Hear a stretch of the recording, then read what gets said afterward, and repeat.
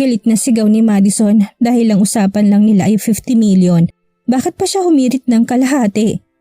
Imposibleng magsasayang ng pera si Tyler para lang sa kanya. Tumahimik ka! Sigaw ng lalaki kay Madison at rinig na rinig yun ni Tyler. Napapakuyom na lang siya ng kamao. Subukan mo lang nasaktan siya. Kahit saang sulok ka ng mundo pumunta, hahanapin kita. Uubusin ko pera at kayamanan ko, mapatay lang kita. Kung nakatali man ang asawa ko ngayon, pakawalan mo na dahil baka mapatay kita. Ibigay mo sa akin ang bank account mo at isasend ko kagad sa yung 100 million mo. Napatulala si Madison sa narinig niya. Tama bang naririnig niya? Hindi man lang nagdalawang isip si Tyler na bitawan ang 100 million para lang sa kaligtasan niya. Nanginig na rin ang lalaki na kausap si Tyler. Maging ang mga kasama niya hindi makapaniwala na magkakaroon sila ng 100 million sa isang araw lang. Jackpot ka pala, Miss Madison. Wika na lalaking naninigarilyo kanina.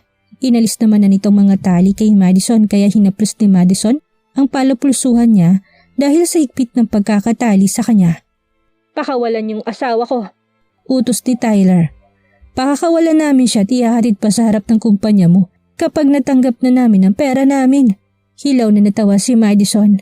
Ang kapal din ng mukha ng mga kidnapper niya dahil inangkin na nila kaagad ang pera ni Tyler. Sinend ng isang lalaki ang bank account nila sa number ni Tyler at ilang segundo lang naman ang lumipas na mag-notification ng pinadalang pera ni Tyler sa kanila. Natutup ng lalaking bibig niya dahil hindi siya makapaniwalang may 100 million na sila. Putang ina, napakalaking pera nito. Kahit habang buhay na ako hindi magtrabaho. Tuwang-tuwang saad ng lalaki. Nilapitan na rin siya ng mga kasama nila at binilang pa kung ilang zero bang natanggap nila. Ngayong nakuha niyo ng pera niyo, pakawalan niyo na siya at hayaang maglakad ng mag-isa sa building na yan. Utos ni Tyler. Yes boss, ora mismo. Masayang wika ng lalaki. Umalis ka na. May sasakyan si baba. Gamitin mo na yun at tumakas dahil kaya na naming palitan ng kotse na yon. Saad nito tinihagis kay Madison ng susi. Mabilis namang kinuha ni Madison ng susi at tumakbo na palayo sa kanila.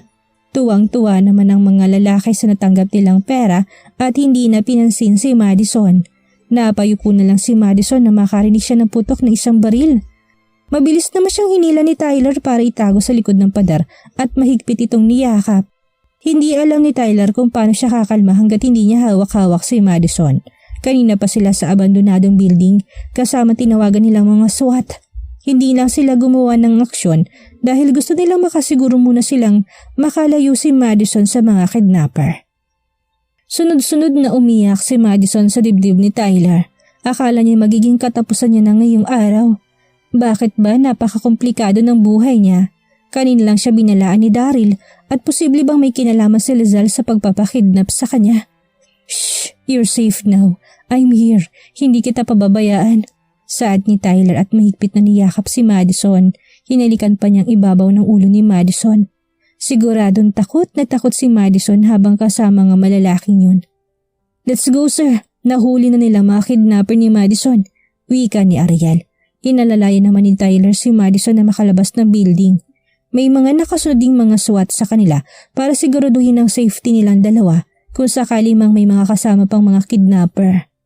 Mahigpit na hawak-hawak ni Tyler ang nanginginig na kamay ni Madison na makalabas silang nakaposes ng mga kidnapper niya. Galit na nilapitan ni Tyler ang mga lalaki at sinuntok ang mga to. Wala namang lakas si Madison para pigilan si Tyler. You crazy people! Sisiguraduhin ko mabubulok kayo sa bilangguan at hindi na makakalabas pa. I can use my money just to do that. Piliin yung binabangga nyo. Galit na galit nitong wika. Nakayuko naman ng mga lalaki habang isa naman ay nasa ambulansya dahil may tama ng baril sa balikat niya. Let's go sir, saad ni Ariel. Muling hinawakan ni Tyler ang kamay ni Madison at sumakay na sila sa kotse niya. Hindi na umiimik si Madison dahil malalim nang iniisip niya. Nang pakawala ni Tyler ang ganong kalaking pera ay para bang barya lang ito sa kanya. Para bang piso lang ang value ng 100 million sa kanya. Kung sa bagay, isa siyang bilyonaryo at marami siyang mga negosyo sa iba't ibang panig ng mundo. Hindi ka rin sigurado kung isa na nga lang ba siyang bilyonaryo o isa ng trilyonaryo. Are you okay? Sinaktan ka ba nila? Hindi ka ba nila ginalaw? Wala ba silang ginawa sa'yo? Please tell me. Nag-aalala pa rin yung tanong. Blangkong tiningnan ni Madison si Tyler. Nagpapasalamat siyang hindi nagdalawang isip si Tyler na iligtas siya, pero kapag iniisip ni Madison na may nasasaktan sila, para bang siya yung masamang tao. Why are you doing this? Mahina niyang tanong. Because I love you, Madison. Ikaw ang mahal ko. But I am your mistress. Shit, you are not. You're not a mistress, Madison. Umiling naman si Madison. Paano niya paniniwalaan si Tyler kung kasal siya kay Clara? Umiwas na lang ng tingin si Madison. Thank you for saving me. Hindi ko alam kung paano kita babayaran but this is wrong, Tyler. This relationship is the cursed. At ayaw ko maging isang anino lang ako ng isang tao. Ang mga kabit ay parang mga anino lang and I don't want to be a shadow of your true wife. I will never forget what you did to me today. Habang buhay kong utang na loob ang pagliligtas mo sa akin. Aniya nang hindi tinitingnan si Tyler. Inihilig niya ng likod niya sa sandalan at tumingin na lang sa labas ng bintana. Nakatingin naman sa kanya si Tyler. Paano ba niya may papaliwanag ang lahat kay Clara at Madison kung pareho silang walang maalala? Hanggang kailan ba ang pagpapahirap ng tadhana sa kanya? Kahit na gusto niyang magpaliwanag, kung wala naman silang maalala, may hirapan pa rin silang paniwalaan ang sinasabi niya. Napabuntong hininga na lang si Tyler at hindi na lang nagsalita pa hanggang sa makarating sila sa building ng kondo ni Madison. Inihatid ni Tyler si Madison hanggang sa kwarto niya at walang nagsasalita sa kanilang dalawa. Thank you. Yukong wika ni Madison na makarating sila sa harap ng kwarto niya. Sobrang maraming salamat Tyler pero sana ito nang huling lalapit ka sa akin. Alam kong wala akong karapatan na gamitin ang pangalan mo sa tuwing nasa kapahamakan ako para lang makaligtas. So, I'm sorry. Kung mahal na mahal man kita bago ako mawala ng alaala. I'm sorry but I can't continue this relationship kung may nasasaktan akong kapwa babae ko. Papasok na sana si Madison sa kwarto niya nang pigilan siya ni Tyler. Remember this, Madison. You are not a mistress. Hindi ko nasabi sa yung tungkol kay Clara pero hindi ko rin balak na itago sa iyo. Hindi ko lang kayang saktan si Clara ngayon dahil mahal mo rin siya. Hindi mo kailangang magpaliwanag sa akin, Tyler, at hindi mo kailangang mamili dahil una pa lang naman ako na yung walang karapatan sa'yo. It's not like that. You are the one I love, Madison. Hindi ko magawang saktan si Clara dahil katulad mo, wala siyang maalala. Ako lang ang naaalala niya pero may mahalagang alaala niya ang nakalimutan niya na gusto kong maalala niya. Clara is fragile and me, I am not. I don't remember you too pero yung sakit na binibigay mo sa akin, ramdam na ramdam ko yun. Kahit na hindi kita maalala, ito ako't nasasaktan sa lalaking hindi ko naman kilala. Sa lalaking pagmamayari na ng iba. So please Tyler, leave me alone at huwag mo na akong pahirapan pa. Umiiyak niyang sigaw. Para naman pinipig ang puso ni Tyler ngayon nakikita niyang umiiyak si Madison nang dahil sa kanya. Napayuko na lang si Madison na tinagong mukha niya gamit ng dalawang palad. Niyakap ni Tyler si Madison. Gusto ni Madison na itulak si Tyler pero wala siyang lakas. I'm sorry. Just give me a time to fix everything. Naging blanko mukha ni Madison. Walang kahit na anong emosyong makakita sa kanya. Hindi ka rin niya kakausapin kung hindi ikaw ang unang kakausap sa kanya. Coffee? Anos ni Jaime sa kanya inabot ang kape kay Madison. Nang tanggapin niyo ni Madison ay naupo naman si Jaime sa tabi niya. May nangyari ba? Tanong ni Jaime dahil naninibago siya kay Madison. Ilang araw na siyang masyadong tahimik. Kung tatanungin mo man siya, straight to the point na siya kaagad. Nothing, tipid na sagot ni Madison. Alam ni Jaime na may nangyari pero nirerespeto niya na lang si Madison kung ayaw niya sabihin kung ano bang problema niya o kung ano bang gumugulo sa isip niya. Nanatiling sekreto ang nangyaring pagkidnap sa kanya dahil yun din ang gusto ni Madison. Hindi birong nangyari sa kanya. Tama si Daryl, hindi niya dapat pagkatiwalaan ng mga taong nasa paligid niya dahil hindi niya alam kung sino sa kanila ang totoo sa kanya at hindi. Hindi niya na rin kayang pagkatiwalaan si Tyler dahil nagawa nitong maglihim sa kanya. Ginawa pa siyang kabit. Lihim na pinaimbestigahan ni Madison Salazar at ang ex niya kahit na wala pa siyang maalala, gusto niya nang kumilos bago pa siya maunahan ng mga ito. Nakakapanibago yung pagiging tahimik mo. Hindi ka naman ganyan katahimik before but I respect you. Alam kong hindi madaling pinagdadaanan mo but I want you to know that I am here for you, Madison. Can you please honest with me, Jaime? What I am to you? Kuryosong tanong ni Madison na hindi niya tinitingnan si Jaime. Hindi naman nakasagot kaagad si Jaime dahil nahihiya siya sabihin kay Madison ang nararamdaman niya para rito, lalo na tibang mood ni Madison.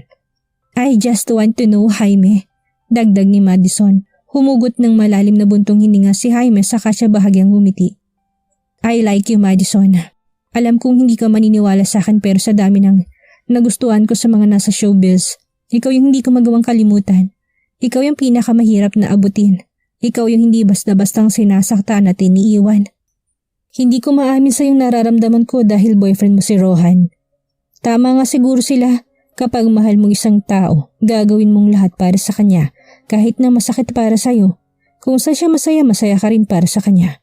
You are just like a diamond na napakahirap hanapin, nakakatakot hawakan. Pero bakit hindi ka umamin sa akin nung nagkaroon ka ng pagkakataon? Lalo nang malaman mong wala na kami ni Rohan. Tipid na ngumiti si Jaime saka siya bahagyang yumuko at pinagsalikop ang mga kamay niya. Dahil wala akong lakas ng loob. Dahil natatakot akong layuan mo ko na mawala ang pagkakaibigan natin. Masaya naman na akong makita at makasama ka, Madison. Kontento na ako doon. Bakit hindi yun na nakita ni Madison? Bakit sa dami na lalaki na sa paligid niya, si Tyler pang nakita niya?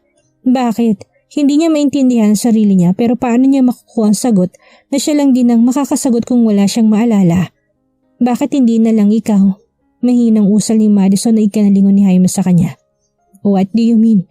Tanong ni Jaime dahil ayaw niya bigyan ng pag-asa ang sarili niya kay Madison, lalo na alam naman ni Jaime na may lalaki na nagmamayari ng puso ni Madison kahit bago pa man siya maaksidente.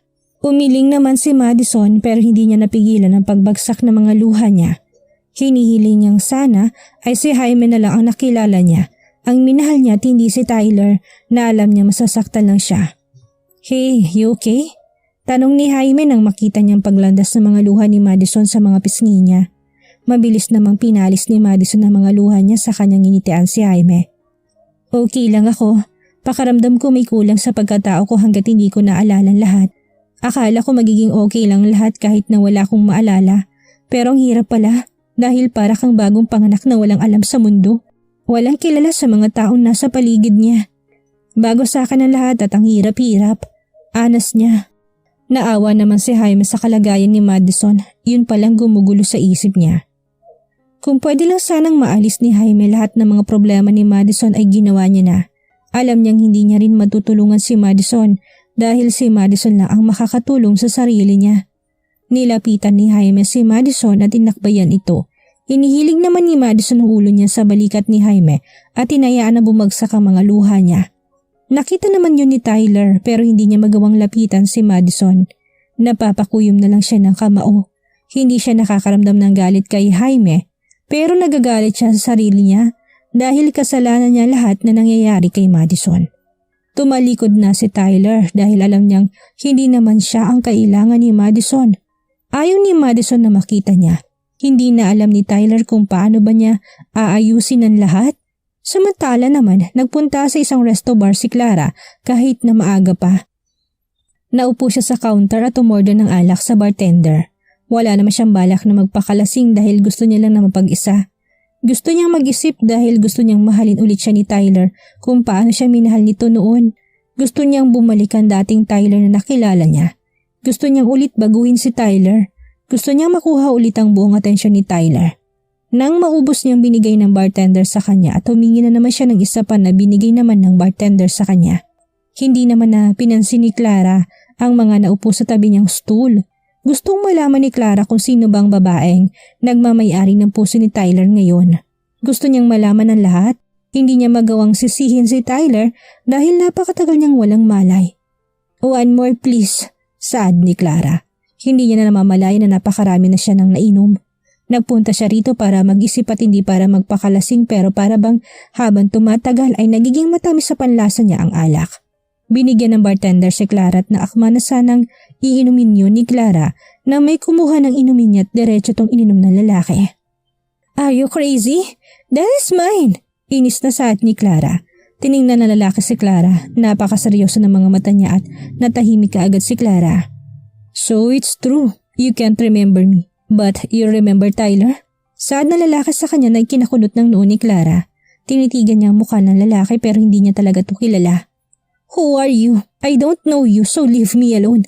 Pagsusungit niya rito, hindi naman nakinig sa kanyang lalaki. Naupo ulit ito sa tabi ni Clara.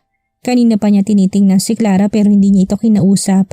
Pinanood niya lang ito ng uminom pero nang alam niyang napaparami ng inom ni Clara ay doon pa lang niya ito kinausap. You really can't remember me? Mapait na ngumiti ang lalaki saka siya uminom. Tiningnan naman siya ni Clara. Pwede bang layuan mo ko? Wala akong pakialam kung anong problema mo. Dahil may sarili rin akong problema na dapat kong isipin. Inis na wika ni Clara. May I know what your problem is? Hilaw na natawa si Clara sa lalaking kasama niya. Ano bang pakialam mo? Kapag ba sinabi ko sa'yo matutulungan mo ako? Kapag ba sinabi kong gusto kong makuha ulit ang buong pagmamahal sa akin ng asawa ko, matutulungan mo ba ako? Hindi ba't hindi naman? Kaya pwede bang umalis ka na lang dahil hindi kita kailangan? Leave me alone. I'm Joaquin. Hindi mo ba talaga ako maalala? Bakit kailangan pa kitang alalahanin? If you're just a friend to me, hindi ko na kailangang maalala pa yun kaya iwan mo ko dahil gusto ko mapag-isa. Nasaan na yung alak ko? Galit na sigaw ni Clara pero bago pa man maibigay ng bartender ang alak ni Clara ay hinila na siya ni Joaquin. Nag-iwan na lang ng cash sa ibabaw ng counter si Joaquin para sa mga nainom ni Clara. Let me go! Ano bang pakialam mo sa akin? Wala akong pakialam kung sino ka, kaya pwede ba? Bitawan mo ako! Hindi naman nakinig si Joaquin sa kanya. Nilabas ng resto bar ni Joaquin si Clara. Joaquin? Anas ni Tyler na makilala niyang lalaking kasama ni Clara. I said let me go! Inis na inalis ni Clara ang pagkakahawak ni Joaquin sa kanya. Seryoso naman nakatingin sa isa't isa si Joaquin at Tyler. Hindi inaasahan ni Tyler na makikita si Joaquin pagkalipas ng maraming taon. Tiningnan ni Tyler si Clara na namumula ng mga pisngi dahil sa alak. Love, how did you know that I am here? Tila ba biglang nagising si Clara nang makita niya si Tyler pero hindi siya nilingon ni Tyler dahil marin ito nakatingin kay Joaquin. Kung ano man yung iniisip mo, nagkakamali ka. Hindi ko inaasahan na makita si Clara dito. Nakatabi ko lang siya sa counter at pinigilan sa pag-iinom niya. Aalis na rin ako. Please take care of her, Tyler. Saad ni Joaquin, saka siya umalis na hindi na nakapagsalita si Tyler. Sinundan ni Tyler ng tingin si Joaquin. Nasa Pilipinas lang ba si Joaquin sa nakalipas na mga taon? Love, do you know him? Tanong ni Clara sa kanya tiningnan si Joaquin na papalayo na ngayon. I know him, but you know him better than me. But you can't remember him. Blankong sagot ni Tyler saka siya umalis. Sumunod naman sa kanya si Clara kahit na nahihilo na siya. Binuksan ni Tyler ang pintuan sa passenger seat at pinapasok si Clara saka siya sumakay sa driver seat. Paano mo na lamang nandito ako? Tanong na naman ni Clara dahil hindi niya naman sinabi kay Tyler kung nasan siya. Nakalimutan mo bang lahat ng mga sasakyan ko'y may GPS so I can track you anytime? Napayuko naman si Clara dahil nakalimutan niyang tungkol doon. Ipapakuha ko na lang kay Ariel ang kotseng ginamit mo. Ihahatid na kita sa bahay at magpahinga. Wala akong makitang dahilan para mag-inom ka, Clara. Baka sanggalit sa tinig ni Tyler pero pinipilit niya maging kalmado. I'm sorry. Marami lang akong iniisip. Kung gusto mong mag-inom, maraming alak sa fridge at kung kulang pa, magpapadeliver ako. Huwag kang aalis na mag-isa mo, Clara, lalo na't hindi mo alam kung ano pwedeng mangyari sa'yo sa labas. Seryoso niyang wika na ikinangiti naman ni Clara dahil kahit na malaki ang pinagbago ni Tyler, nag-aalala pa rin siya para sa kanya. I'm sorry. Tanging sagot na lang ni Clara saka siya nakangiting pinagmasdan ng paligid sa labas ng bintana niya. Nanatiling blankong mukha ni Tyler hanggang sa maihatid niya si Clara sa bahay niya. What time ka? Tatanungin pa sana ni Clara si Tyler kung ano oras ito uuwi pero umalis dito kaagad. Pagkababa ni Clara ng sasakyan, napabuntong hininga na lang si Clara. Nagalit ba siya sa akin dahil sa pag-inom ko? Anas niya sa sarili niya. Pumasok naman sa loob ng bahay si Clara habang si Tyler ay bumalik naman sa kumpanya. Ang dating bahay na pareho nilang inuuwian ni Madison ngayon ay si Clara na ang kasama niya. Napahilamos na lang si Tyler sa mukha niya at nagpamiwang habang nakaharap sa malaking glass window niya. Sa tagal ng panahon, bakit ngayon lang nagpakita si Joaquin? Bakit ngayon lang ito nagparamdam? Hinilot ni Tyler ang noo niya dahil kahit na nagparamdam si Joaquin sa mga nakalipas na taon, hindi rin naman siya maalala ni Clara. Pagkatapos ng taping ni na Madison ay dumiretso na siya kaagad sa kondo niya, pero pagpasok pa lang niya ng lobby ay tinawag siya ng nasa front desk. May naghahanap po sa iyo, ma'am. Kanina pa po siya naghihintay sa inyo. Tinuro ng babae ang kinalalagyan ng isang lalaki na nakaupo sa bench sa lobby. Ano raw kailangan niya? Tanong ni Madison, pero inilingan siya ng babae kaya nagpasalamat na lang si Madison sa kanya nilapitan ng isang matandang nasa middle age na. Gusto niyo raw po ako makausap? Diretsong tanong ni Madison sa matanda. Yes please, have a seat. Naupo naman si Madison sa kanya blankong tiningnan ng matanda. Dahil wala namang maalala si Madison, hindi niya kilala ang lalaking nasa harapan niya. Dediretsuhin na kita kagad. Maaga pa lang sinabihan na kitang hiwalayan ng anak ko at ngayong bumalik ng asawa niya, ang pakiusap ko naman sa'yo ay ang layuan mo si Tyler. Hilaw na natawa si Madison pero naging seryoso rin na mukha niya. Hindi pa man nagpapakalala sa kanyang matandang nasa harapan niya ngayon, alam niya nang ito ang ama ni Tyler. So alam pala ng ama ni Tyler ang affair niya? Honest niya sa isipan niya. Hindi niya alam kung bakit hindi siya nakinig ng pagbawalan siya ni Mr. Moya. Hindi talaga alam ni Madison kung ano bang pinaglalaban niya dati para piliing makipagrelasyon kay Tyler. Hindi niyo na po kailangang sabihin pa yan dahil wala rin naman po akong maalala tungkol sa anak niyo. Sa tingin ko po hindi ako ang kailangan niyo sabihan dahil ayaw ko rin naman makita pang anak niyo. Pero siya pa rin tong pilit ng pilit na lumapit sa akin. Si Tyler pong kausapin niyo at hindi ako. Hindi ako ganun kababang babae para patulan ng lalaking may asawa na. Siguro nga nagawa ko bago pa man mawalang alaala ko tungkol sa kanya pero hindi na ngayon. Napakunot ng noo si Mr. Moya. Hindi niya maintindihan. Nawalan siya ng alaala? Wala kang maalala? Nagtatakang tanong ni Mr. Moya. Kung hindi niyo po nabalitaan ang aksidente nangyari sa akin. Yes, Mr. Moya. I lost my memories from the accident. Kaya wala na po kayo magiging problema sa akin kung gusto niyong layuan kong anak niyo. Siya na lang pong kausapin niyo. Kung yun lang naman pong gusto niyong sabihin sa akin, pwede na po ba akong umalis? Gusto ko na pong magpahinga. Blankot malamig na wika ni Madison. Nang hindi magsalita si Mr. Moya ay umalis na si Madison. Hindi inaasahan ni Mr. Moya na nawala ng alaala si Madison. Gusto niyang makausap si Madison para layuan si Tyler dahil kapag nalaman ng publiko ang tungkol sa affair ng anak niya, magiging kasiraan ito sa pangalan ng pamilya nila, lalo na't isa silang makapangyarihan na mga tao. Gusto niyang mapanatiling kalinisan ng mga pangalan nila. Ibinagsak ni Madison ang bag niya sa sofa saka siya naupo. Walang emosyon na mababasa sa mukha niya. Hindi niya akalain na nakausap niya na rin pala dating ama ni Tyler. Siguro nga, blessing in disguise ang pagkakaaksidente niya, ang pagkawala ng alaala niya dahil hindi siya mahirapang layuan si Tyler. Isang malalim na buntong hininga ang pinakawala ni Madison. Napahawak na lang siya sa ulo niya nang mahilo siya. Sinandal niyang likod niya sa sofa at nakapikit lang ang mga mata niya dahil para bang nasa roller coaster ang pakiramdam niya. Samantala naman, hindi na alam ni Rohan kung obsessed na bang girlfriend niya kay Madison dahil wala na lang siyang ibang inisip kundi si Madison. Pwede bang tigilan mo na si Madison? Tahimik ng buhay niya at wala na siyang maalala kaya ano pa bang iniisip mo? Pagpahingahin mo naman ang sarili mo, Lizelle. Please? Hindi ka magiging masaya kung hanggang ngayon nag-aalala ka pa rin na baka malaman ni Madison ang lahat. Anas niya kay Lizelle. Napabuntong hininga naman si Lizelle saka siya naupo sa tabi ni Rohan. Gusto ko lang namang makasiguro na walang makakasira ng pangalan natin sa showbiz, Rohan. Hindi ka ba natatakot na baka maalala ni Madison ang lahat tapos sasabihin ni Daryl ang lahat ng nalalaman niya tungkol sa atin?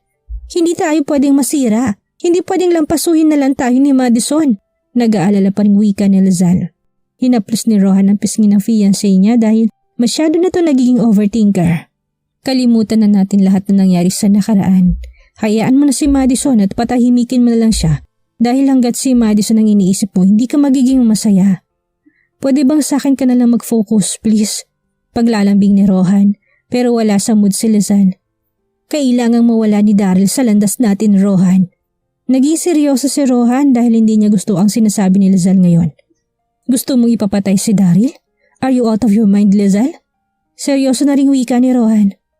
Oo, nagawa nilang lokohin si Madison pero hindi niya kayang pumatay ng tao. Hindi ba't ginawa naman na natin yan? Pati na talaga sana si Madison kung ang inutusan lang natin ang nakabangga sa kanya. Kaya bakit parang nagdadalawang isip ka? Nililinis ko lang mga hindi mo nilinis noon, Rohan. Pero hindi tayong kriminal, Lizelle, para pumatay ka ng tao para lang linisin ang mga kasalanan natin. May ibang paraan pa naman para doon. Kahit na sabihin ni Daryl ang lahat ng nalalaman niya kay Madison, kung wala namang maalala si Madison, bali wala na rin yun. Kaya pwedeng manahimik na lang tayo. Kalimutan na lang natin ang lahat dahil kahit na malaman ni Madison na niloko nga natin siya, hindi niya naman malalaman na muntik na natin siyang ipapatay. Pwede bang magpahinga na tayo tungkol sa nakaraan na yan? Wala na tayong ibang pinag-uusapan kundi yan tungkol sa nakaraan. Ikaw lang ang nagpapahirap sa sarili mo, Lizelle. Nakalimutan na ng lahat ang tungkol sa nakaraan but here you are. Ikaw lang ang humuhukay. Galit na saad ni Rohan sa kanya iniwan si Lizelle sa loob ng kondo niya. Na-guilty naman si Lizelle. Gusto niya lang naman na makasigurong hindi masisira ang pangalan nila ni Rohan. Napabuntong hininga na lang siya. Siguro nga tama si Rohan dahil nakalimutan na ng lahat ang tungkol doon pero siya lang itong praning. Hindi niya maiwasang hindi mapraning dahil may tao nagbabanta sa kanya at hanggang ngayon ay hindi matrack ni Lizelle ang email ng taong nagbabanta sa kanya. Sino nga kaya ang nagbabanta kay Lizelle? Sino naman kaya si Joaquin sa buhay ni Clara? Ito ba ang gusto ni Tyler na bumalik sa alaala ni Clara? At si Madison, hanggang kailan mawawala sa kanya ang alaala ni Tyler? Iyan ang ating aalamin sa susunod nating kabanata.